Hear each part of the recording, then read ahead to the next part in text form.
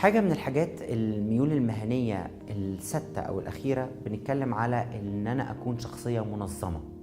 الشخصيات المنظمة عملة نادرة إن أنا ألاقي واحد منظم ومرتب وعارف كل حاجة محطوطة فين.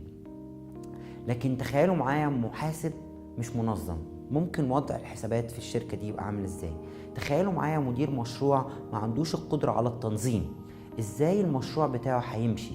تخيلوا معايا كده شخص بيشتغل مثلا في ترتيبات السفر وحجز السفريات او بيشتغل في الشحن من غير ما يكون شخصية منظمة وعارف الخطوات الروتينية اللي احنا ممكن نمشيها تبقى عاملة ازاي.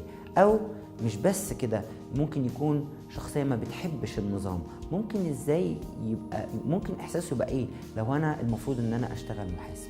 عشان كده لو انت عندك القدرة على التنظيم وانت شخصية مرتبة، حاجة من الحاجات اللي انت لازم تفكر فيها، بما ان انت ربنا اداك الميل المهني ده، ان انت تشتغل محاسب او تشتغل مدير مشروعات او تشتغل في إدارة مكان او في إدارة مخزن او في تنظيم وترتيب الإداريات او تشتغل في المشتريات، لأنك انت ربنا ادالك موهبة طبيعية وقدرة عالية على الترتيب والتنظيم والحفظ.